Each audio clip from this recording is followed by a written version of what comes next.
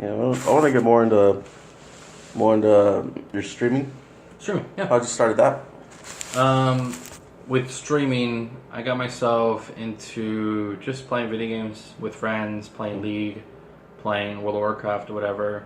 And then I ran into a woman named Erin Sparkman, who basically streams, and I just ran into her channel on Own TV, Own 3D TV, and that was like a competitor with Twitch, and that was around like 2010, 2011, whatever like that. And I watched her stream, and she was hilarious. She was really realistic, and she was partnering up with these other streamers who are playing World of Warcraft as well, like Athene, Swifty, Mia Rose, like these other people. They were having their own cliques, and it was super cool, and it was very interactive. And one time, I just told her like, "Let's play together," whatever. I invited her to go to the World Finals for Season 2 for for League of Legends, actually, in LA.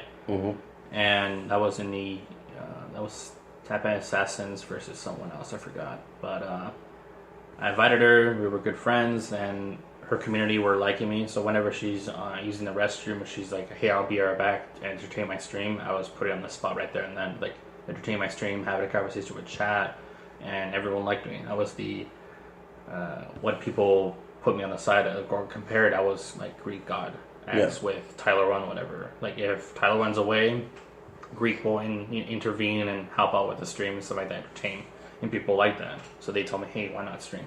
That's what I did. After that, the website went down, so they were forced to shut down the website. So we were basically moving to a different territory. So that was Twitch or Justin. And we switched to that platform, and majority everyone split off. However, I just did my own thing. I just played DayZ. I hanged out with other people. I hanged out with a couple comedians and stuff like that, and introduced me to other people in the community.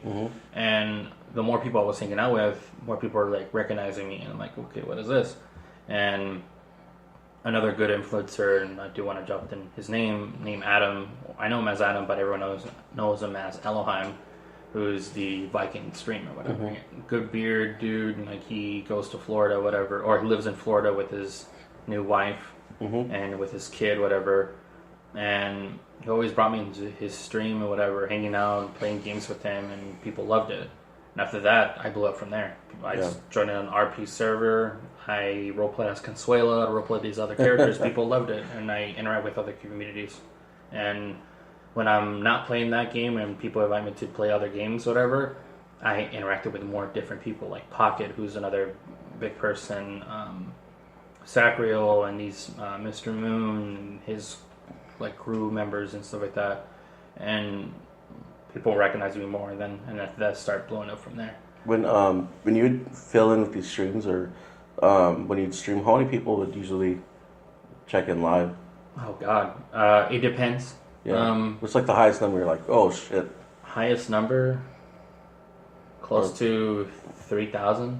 Oh, that's pretty good. 3,000, but that was like the highest peak I've hit. However, maintaining it was between 500 to 800 people. That's good. But it depends on the platform. Yeah. So, like,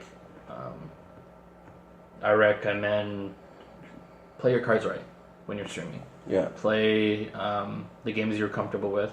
If you want to try something new, try it out. If it doesn't work for you, it's not bringing you people or new people, whatever. And depends on your viewership. If they like the game, they'll come in. If they don't like the game, they won't come in. Yeah. My highest peak, and I give a lot of respect to the developers in the company who helped me out blowing up, was Ark Survival Evolve. Yeah. I discovered their game. A friend told me, "Hey, go check it out. Let's buy the game," and checked it. Or they told me, "Hey, hit this person up to get a key." I played it, and it blew up.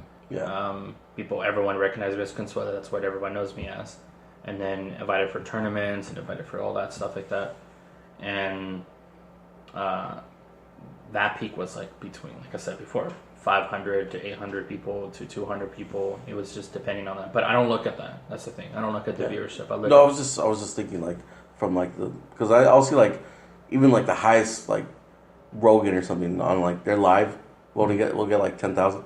It's for you to say 3,000 is huge. That's a peak, yeah. Yeah. When even like 800 for live, like that's huge. yeah, like when people called me, I was like, dude, you had, I don't know, the time someone called me, I was like, you had 50 people watching, and I don't know, you had like 3,000. Where did all these people came from? I was like, oh, people rated me, people hosted me, and like thank you for the support again, blah blah blah. I always thank them, and I'm always thankful, and people notice that, and it depends on them. If I'm their type of entertainer or their streamer, and they want to watch every day, cool. If they don't, bye. Yeah. That's it. See ya. That's it. It's dope though. What games are you usually playing? As we speak? Yeah. Right now I'm playing GTA, Grand Theft Auto 5, but we're playing on a mod called 5M. So we roleplay as actual human beings and stuff like that, and I roleplay as a cop as we speak. So I'm Ivan Mac, so I don't put my last name, so I put Mac like mac and cheese. Yeah. And I roleplay as a cop, and I decided to do that and entertain and try to see what I could do with it and changes and stuff like that. And people are liking it. People are loving it. That sounds cool. Yeah, originally I just roleplayed as myself, of like me streaming, go pull out my phone and talk to people, breaking the fourth wall, talking to my chat and talking to them, and they loved it. That's one. The other one was Conan Exiles. I was like the movie or the books, Conan.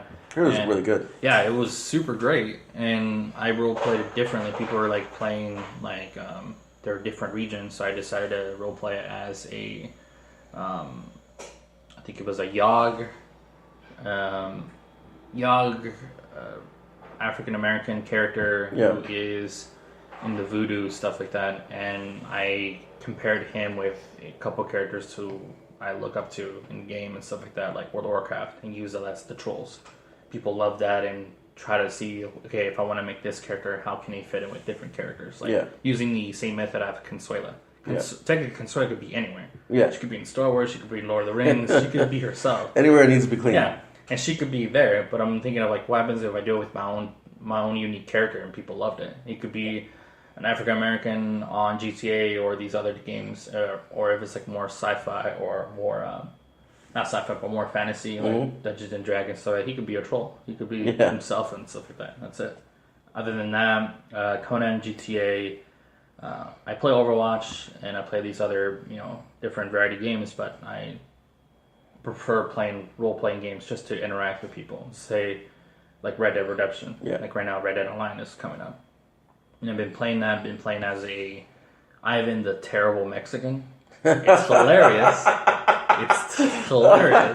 The name of it is just perfect. It is because in the 1880s, like people will say, "Oh yeah, it's Ivan the Terrible Mexican," and people think like, "What did he do terrible?" And then they'll explain, "Oh yeah, he's an outlaw. He'll kill people, whatever like that."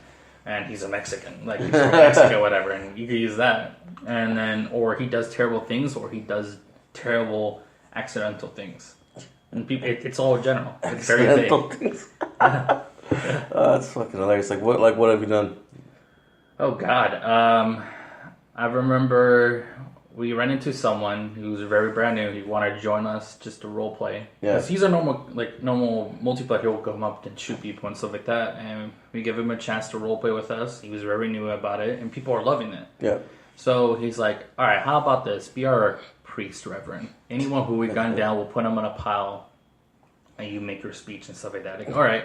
It's like, well, let's bless you, whatever, and give you a blessing of dip you in holy water, whatever, like a resurrection or something like that. I don't know what's it called, but I thought about something, and someone, it's like, wait, Ivan is a Mexican. He knows those things. Like, I grabbed him, lassoed him, and they were like, all right, so what we're going to do is like, I don't know, but I'll think of something. And I thought about it. Go to the river, just toss him in there, and he'll just die. That's it.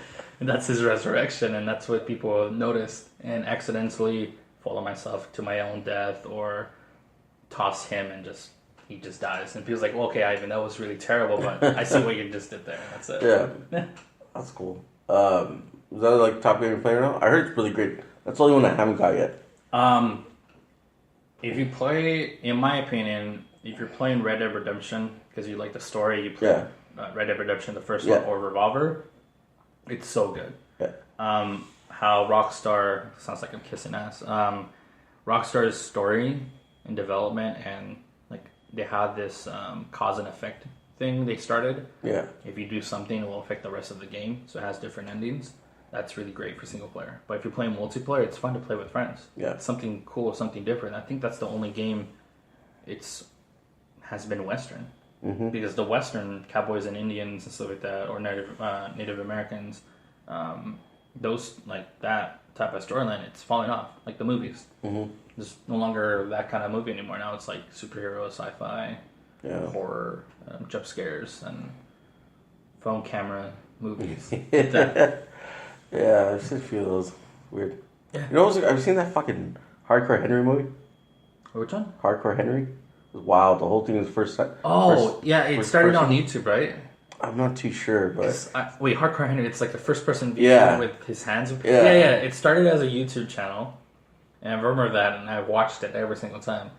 And then they got hit up by a production, and they became a movie. And I watched the movie, and I was like, it showed a lot of Easter eggs of a lot of their previous videos, survival videos. Yeah, they compared it, like the fight scene they did. They did like a shooting scene on a building, whatever, breaking in and doing all these tricks, whatever. It was super cool. Yeah. And Hardcore Henry was pretty cool, but however, it just didn't meet the minimum of other people's point of interest. Yeah, I've been seeing that more in movies, mostly like Korean kind of movies, like the first person or like the one shot violent like action parts. Yeah, that's really dope though, and you don't see it as much in like American movies, but overseas you see it a lot. Yeah. Oh well, it's the exact same thing with speaking of movies. It's very different from the some shows that say World of Warcraft, the Warcraft movie. It didn't hit as much with American, like the American culture and stuff like that. And seasonal China loved it. Same thing with the Venom movie. Venom movie, they blew off the charts and stuff like that. But it depends how they do it, and especially like, from what I know, the Warcraft movie, they're going to make a sequel, but I don't think it's going to be released for the U.S. It's going to be released for outside of it, for other people, like for China, and they wanted to see more. Yeah, but we'll see how it goes. All right, that's it. I'd watch the second one. I mean, I wouldn't download it. I supported it. It was pretty great. I loved the first one, but people were so judgmental, very critical of like, oh wait, it's not from the books or it's not from the game, whatever. Like it's different, dude. Like it could change. Even the director and even the CEO of the company and the game developers were saying, look at it as a different universe. Like, you look at that, people didn't care. They were so critical. Yeah, I mean, I get it, but then at the same time, it's kind of like it's cool. Like, there's been so many fucking Spider-Man movies. Yeah. Just because it's like, I mean, there's all these different people that want to make a Spider-Man movie. All these different people that have different imaginations. You know what I mean? Yeah. I think that's cool. You know what I mean? Like, well, with the Spider-Man movies, it was rocking back and forth. Yeah. Because I want to. In my timeline, I think Spider-Man started everything. Yeah. Of all these superheroes, or way before. Maybe X-Men. like X-Men. Like when 20th Century Fox, they opened up crazy stuff like the Fantastic Four, Spider-Man, the X-Men, and these other characters. Whatever they blew up. Yeah. And after Marvel saw that, they took the opportunity from some of their characters, and they did it. They wanted to get it back. However, because of Sony production, was trying to make... actually confused myself. Spider-Man's with Sony, I think, not with Fox. Sony, they were making so much money out of that, people were having a good time with it. Yeah. And they were having to make some... I was like, all right, let's make a movie, and let's see how far can we go. And it was... Some loved it, some don't, but I'm glad they're making a deal of they could go back to the same studio for Marvel. And I can't wait to see all these trailers all in one. Yeah. I'm going to...